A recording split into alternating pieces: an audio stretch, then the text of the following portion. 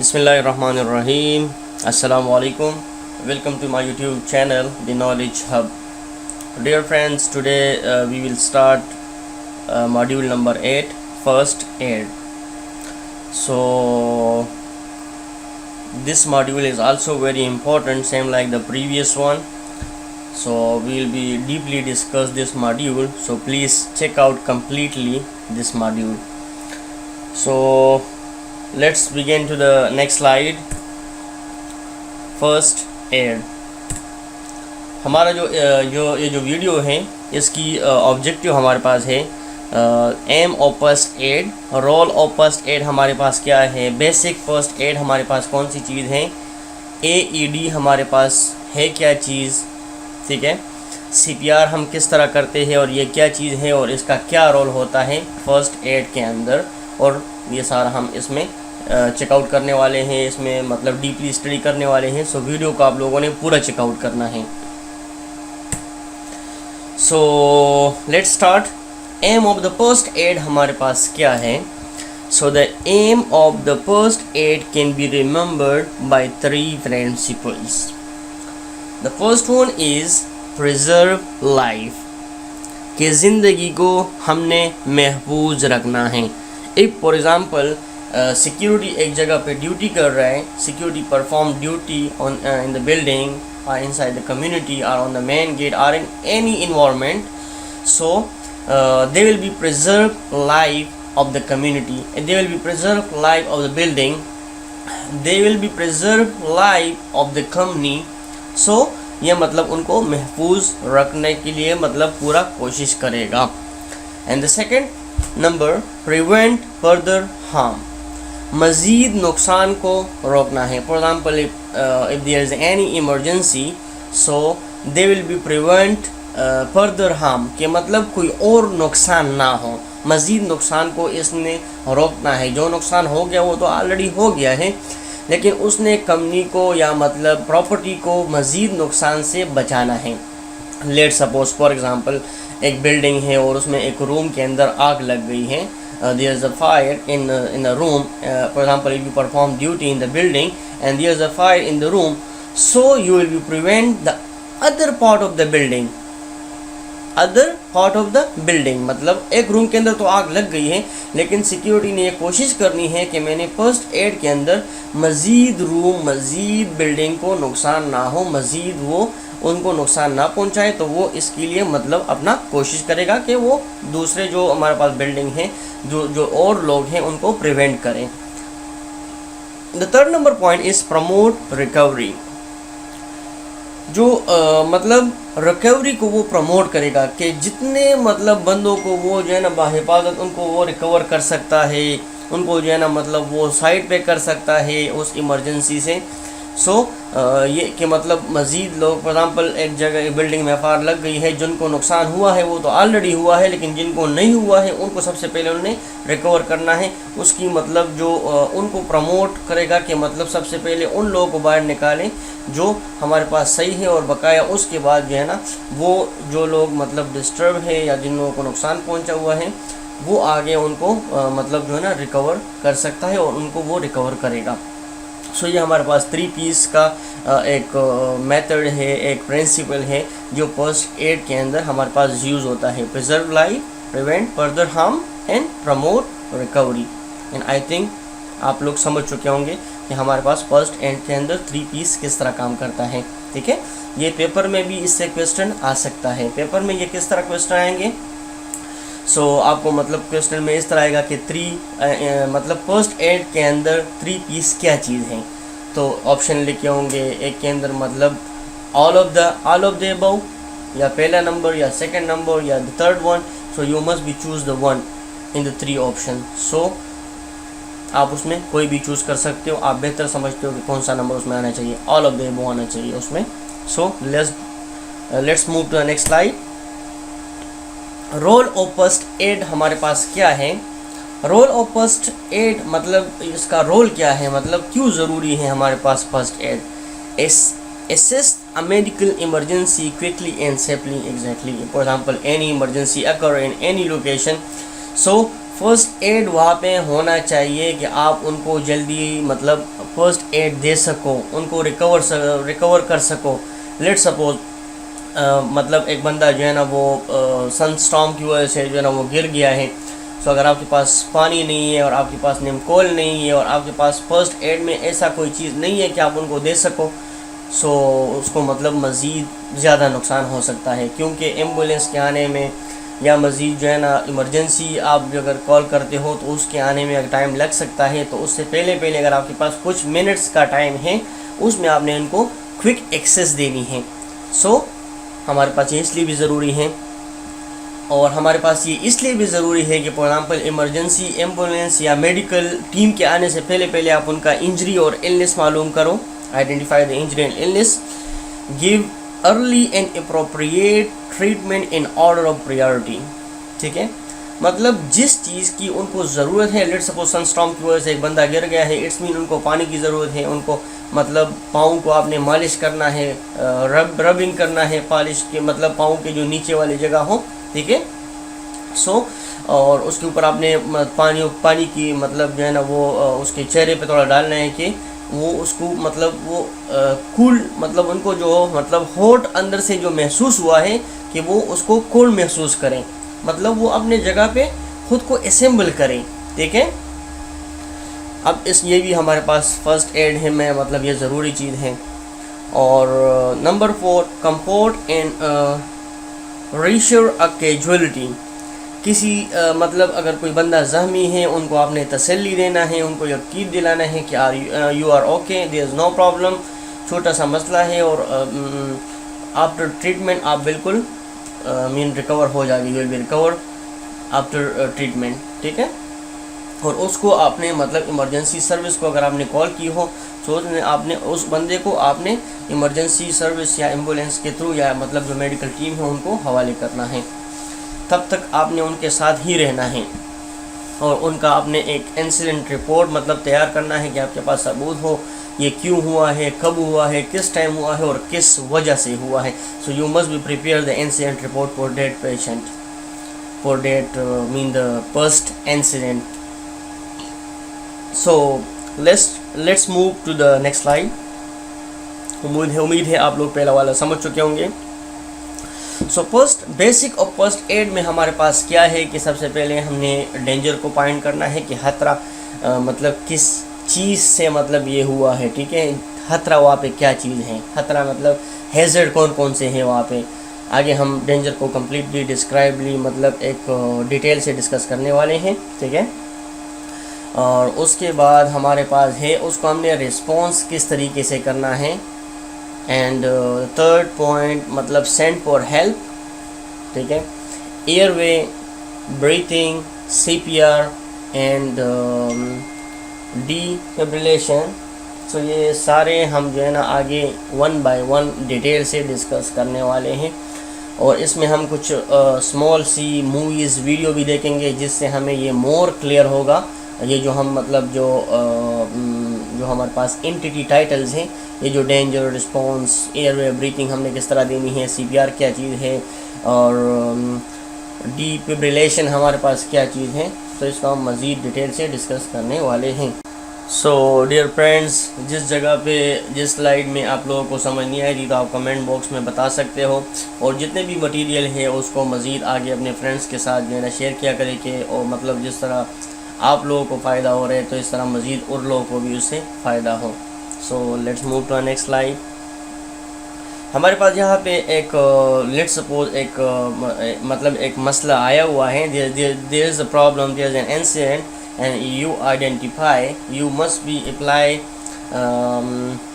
these some steps mean what is danger. let's check this back slide. danger क्या है, response क्या है, send for help क्या है, breathing. so next हम यही मतलब एक assessment करने वाले हैं कि डॉक्टर ABCD हमारे पास क्या चीज़ है। सो ये मैं आपको इसके बाद एक वीडियो दिखाऊंगा, उसमें आप लोगों को ये मोर क्लियर हो जाएगा कि डॉक्टर ABCD हमारे पास क्या चीज़ है, और उस ये जो हमारे पास इस उनमें से ये वर्ड आप लोगों को मज़ीद क्लियर हो जाएगा। ठीक है, सो सबसे पहले अगर आप when arriving at the scene of the medical emergency, check for danger. मतलब अगर कोई मेडिकल इमरजेंसी आ गई है और अगर वहाँ पे आप पहुँच गए, you arrive there and there is a medical emergency, you first check the danger. आपने पहले क्या चेक करना है? डेंजर चेक करना है. So the first point, what physical hazard are present. Hazard का मतलब खतरात, फिजिकल खतरात वहाँ पे कौन कौन से हैं. ठीक है, सबसे पहले आपने ये चेक करना है. The second one, how can risk for further harm be reduce. मतलब मज़ीद आपने जो नुकसान हैं उनको कैसे मतलब खतरे से बचाना है. ठीक है, अगर वहाँ पे कोई खतरा है तो मज़ीद आपने उसको रिड्यूस किस तरह करना है, कम किस तरह करना है कि उस मतलब मज़ीद नुकसान ना हो. इज़ द कैजुअलिटी मतलब जो बीमार है, मतलब जो लोग वहाँ पे मतलब उन इमरजेंसी से डिस्टर्ब हुए हैं, वो होश में हैं या बेहोश है या वो किस हालत में है, उनका आपने चेक करना है. Fourth number point, controlling hazard present at an incident site is the key to everybody welfare. और हैजर्ड को कंट्रोल करना मतलब जो हमारे पास साइड है, जो हमारे पास यहाँ पे जो लोग हैं भाई जो काम कर रहे हैं उनके लिए मतलब एक वेलफेयर है, एक हिदमत है, ये बहुत ज़रूरी है. ठीक है, वो हैजर्ड मतलब देखो वो व्हीकल्स से भी हो सकता है, ट्रैफिक से भी हो सकता है, कोई मशीनरी मतलब अगर साइड एरिया है, वर्किंग साइड एरिया है, वहाँ पे भी हो सकता है, और इलेक्ट्रिसिटी की वजह से भी हो सकता है, किसी केमिकल्स की वजह से भी हो सकता है. So there are so many types of hazards and will be further one module will be discussed on this hazard. That is separate module, but little bit you must be know here that what is hazard and what's actually having the hazard. Okay, so I think you understand what actually I'm saying. So Dr. ABCD, अब सबसे पहले आपने वहाँ पे जाके आपने क्या check किया? D का मतलब डेंजर चेक किया. R का मतलब आपने उसको रिस्पॉन्स करना है. क्या रिस्पॉन्स करना है? The method used to find the level of consciousness of the casualty.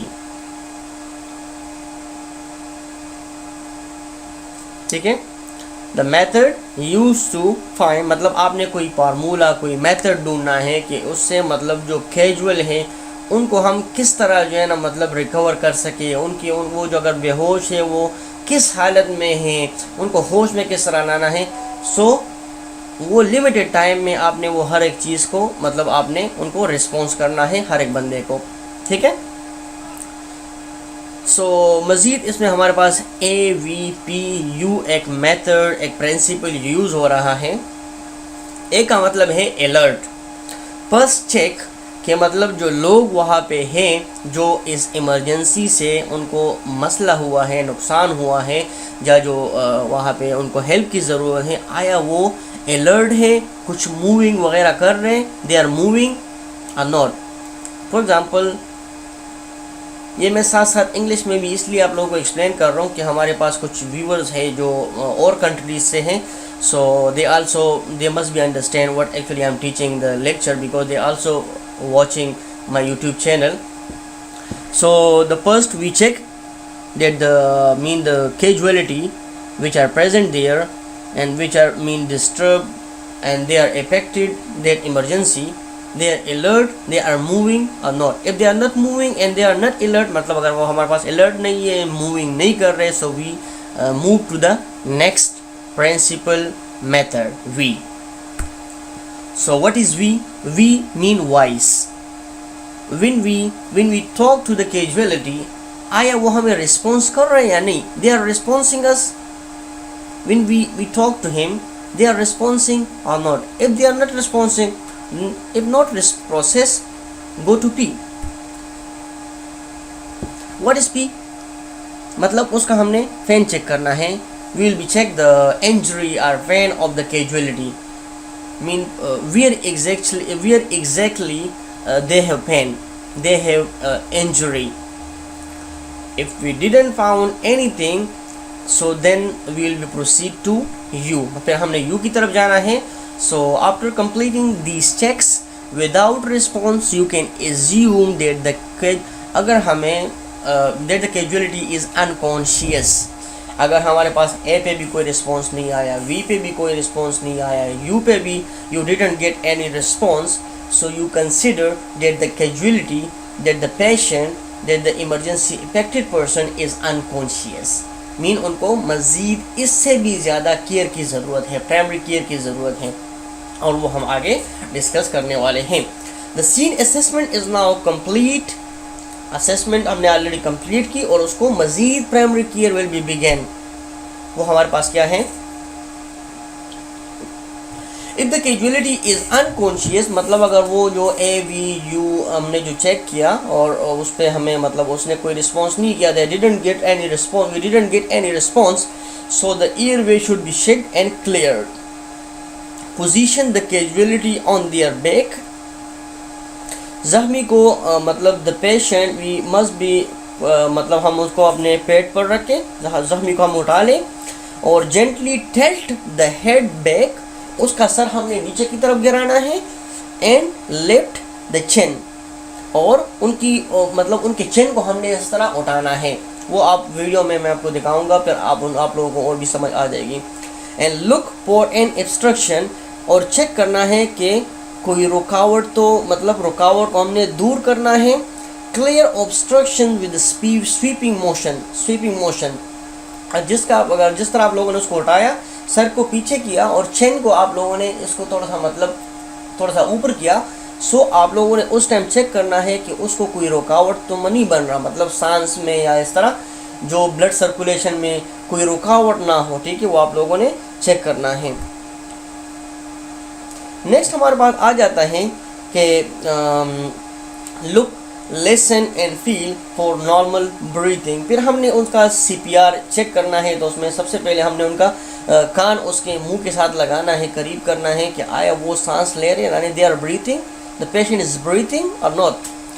First we will be check the breathing, the normal breathing, and हमने we will be look and listen and we will be feel that the patient they are breathing or not. Place your ear next to the casualty, next to the patient mouth to listen what's actually his breathing level. And then the second point, look down to the chest to see the rise and fall during breathing. Mean फिर उसके बाद अगर वो breathing नहीं कर रहे, फिर हमने उनका CPR करना है, और CPR क्या चीज़ है वो हम आगे डिस्कस करने वाले हैं। So if the casualty is not breathing, they are not breathing, मतलब अगर वो सांस नहीं ले रहा है, एंड हमारे पास लाइफ का कोई साइन ही शो नहीं कर रहा कि मतलब they are live or not, there is no sign of life, so फिर हमने CPR करना है। क्या करना है? CPR करना है, और CPR की हमारे पास जो वीडियो है वो हमारे पास ये है।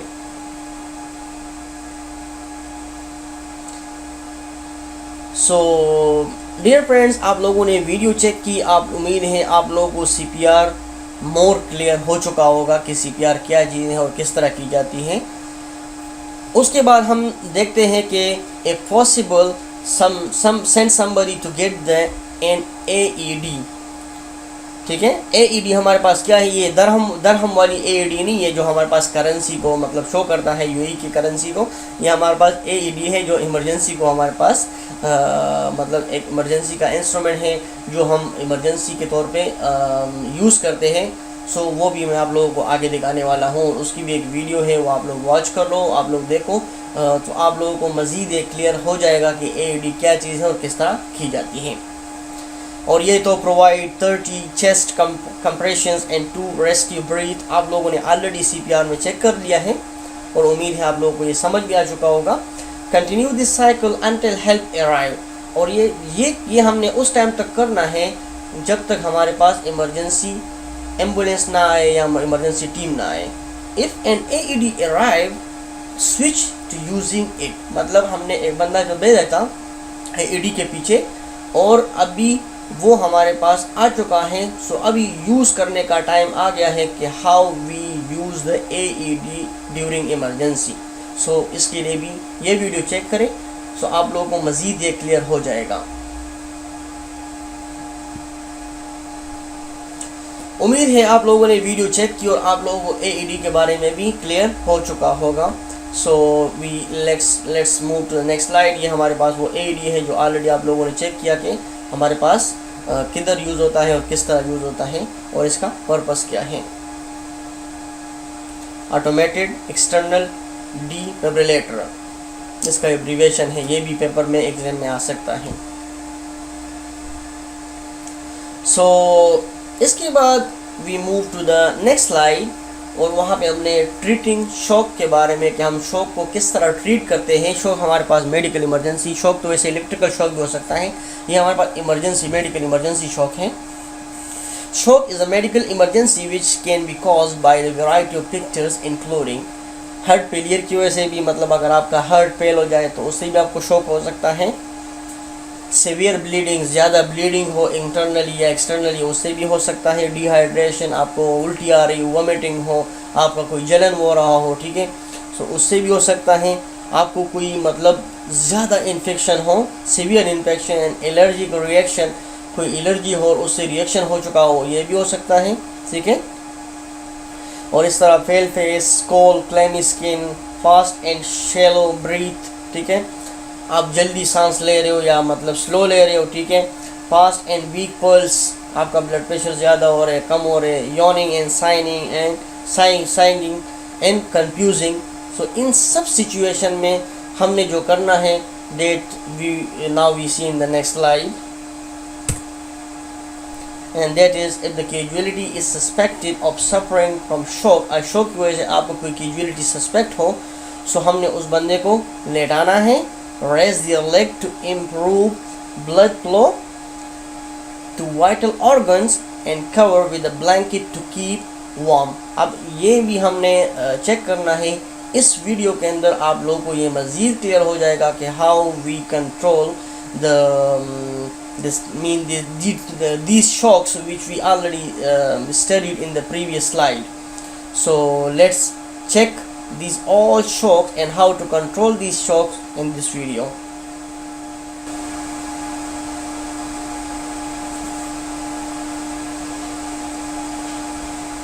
So उम्मीद है डियर फ्रेंड्स आप लोगों ने सारी वीडियोस भी चेक की, सारी स्लाइड्स भी चेक की, एंड मुझे उम्मीद है आप अंडरस्टैंड कर रहे हो, ठीक है, आप लोग कुछ सीख रहे हो। अगर आप लोग अंडरस्टैंड करते हो सो काइंडली मुझे रिव्यू दिया करें, you give me the review, वो आप मुझे इस चैनल को सब्सक्राइब किया करें और बंदों के साथ शेयर किया करें कि और लोगों को इससे फ़ायदा हो। आप लोग मुझे अगर आप लाइक दोगे, चैनल को लाइक करोगे, तो मुझे ये समझ आएगी कि यू अंडरस्टैंड माई लेक्चर, ठीक है। तो यहाँ पे हमारा ये मॉड्यूल ख़त्म होता है। सो उम्मीद है आप लोगों को समझ आ चुका होगा। अगर समझ नहीं आई तो नीचे कमेंट बॉक्स में आप मुझे कोई भी क्वेश्चन हो आप वहाँ पे कर सकते हो, I will be answer. So next video तक मुझे इजाज़त दीजिए। अल्लाह हाफिज़।